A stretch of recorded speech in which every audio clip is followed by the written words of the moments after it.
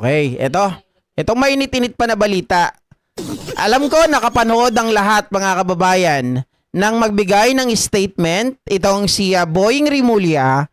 Hinggil po siya po ay magpapadala ng sulat kay SP Soto para buhayin or para i-implement mga kababayan yung kautusan nitong si dating Ombudsman Conchita Carpio Morales na i-dismiss itong si Joel Villanueva way back 2016 na ito po mga kababayan ay hinarang ng kapwa mga senador. Subalit datapwat mga ka-GPnatics, maraming nagsasabi dahil itong si Joel Villanueva ay naglabas ng pahayag. Ito po yung kanyang pahayag mga kababayan para mabuo natin yung atin pong konteksto.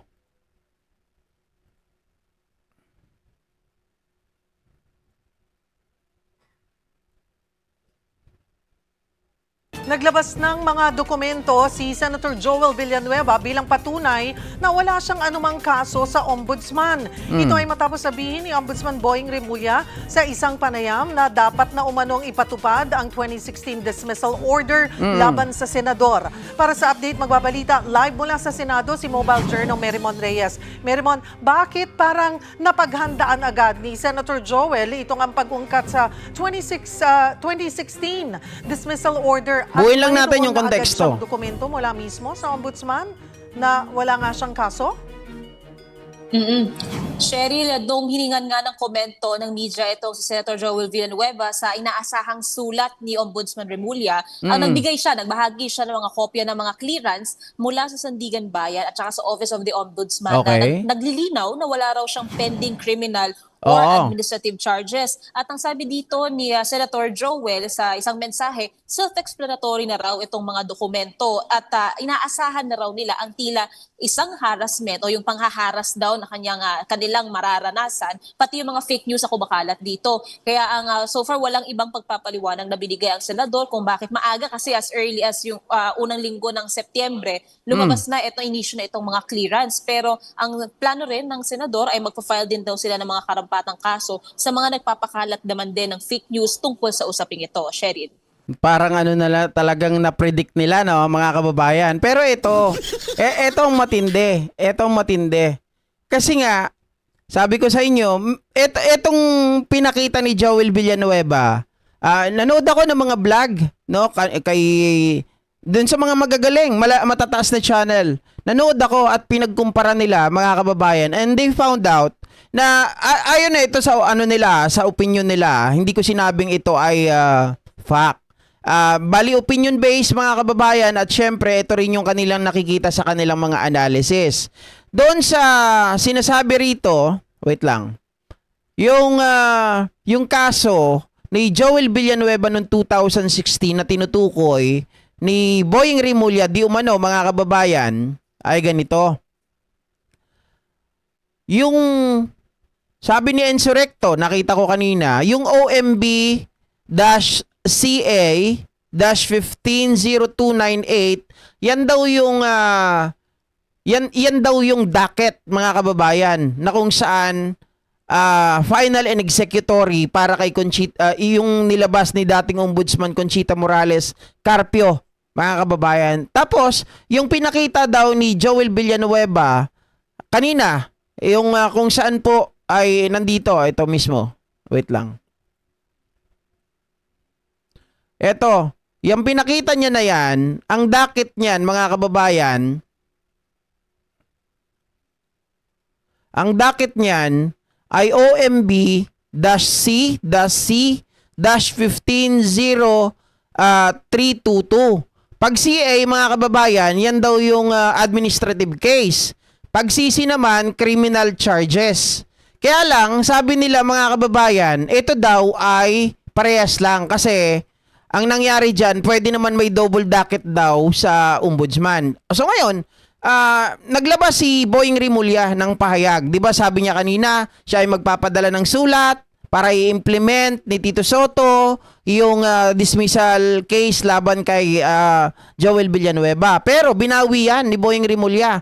Ang sabi ni Boying mga kababayan, hindi na ako magpapadala sulat kay Tito Soto. Bakit niya sinabi na hindi na siya magpapadala ng sulat, mga kababayan? Kasi nga po, nagulat. Etong si Boying Rimulya, mayroong nangyaring secret agreement, mga ka-GPnatics. Hocus pocus, magic. Etong si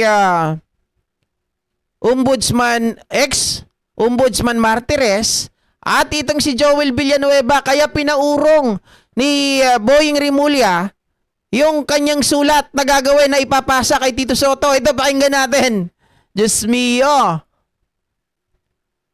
We were surprised by the decision. Lumabas lang siya nung sinabi kong may gagawin ang ombudsman tungkol dyan. So, it's a surprise, secret decision that came out. So it was a secret, sir? Well, nobody was raising that issue before. Joel Villanueva kept quiet through all the years. Ombudsman Martires never spoke about it. Di ba? Parang secret decision siya. Alam niyo ba yun? Did you know about it? Nobody knows about it. Mga kababayan, ito para malinawan tayong lahat. Kasi ganito yan.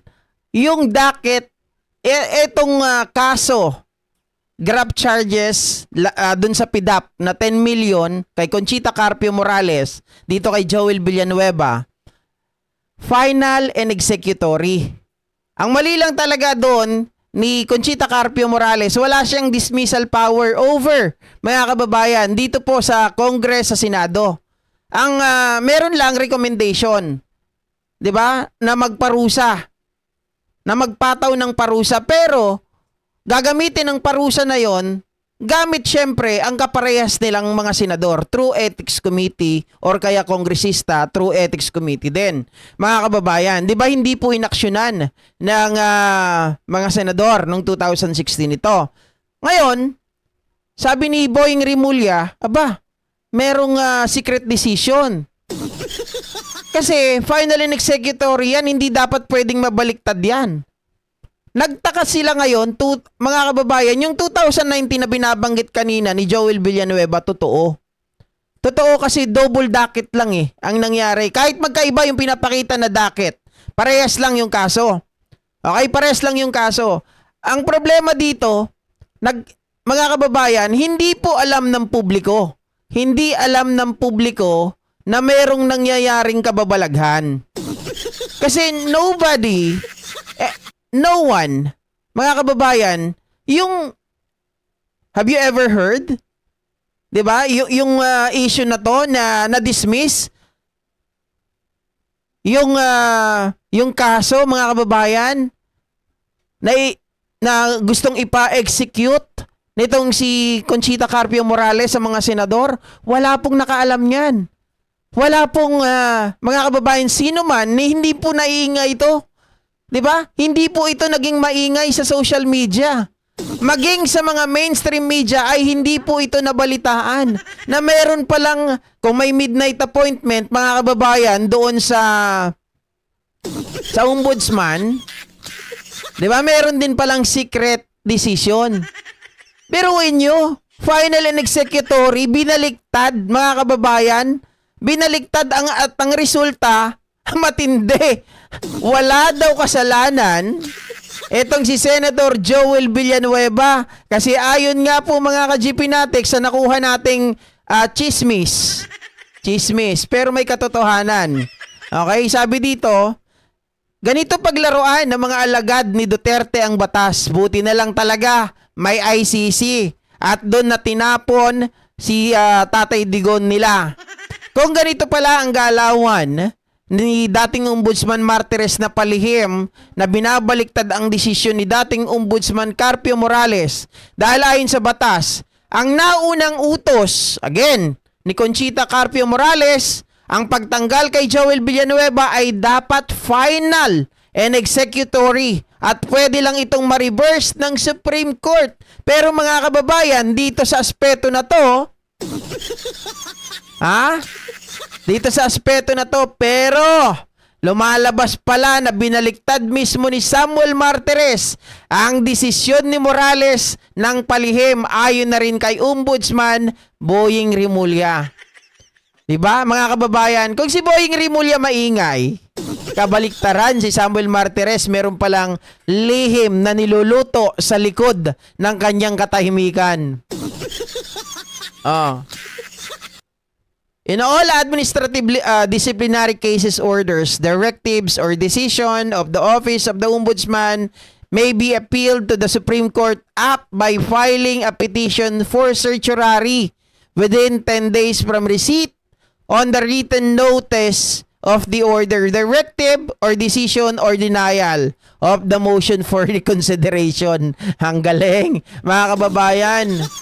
Meron ditong paglabas paglabag itong si Ombudsman Martires kasi hindi siya pwedeng magbaliktad ng desisyon. Ang pwede lang mag-reverse niyan ay Supreme Court. Yabang pa ni Joel Villanueva, wala daw kasalanan. O, tingnan nyo mga kababayan. Siyempre si Martires ay sumagot. Mga kababayan, may sagot. Siya daw ay walang ginagawa. Wala kang ginagawa. Wala kang ginagawang tama. Di ba? Wala daw siyang ginawa na paglalabi or pag-favor sa mga appointee or sa kaalay ni Digonio. Kasi parang sabi baka inutusan kayo. Oo. Sino nag-utos na sa akin?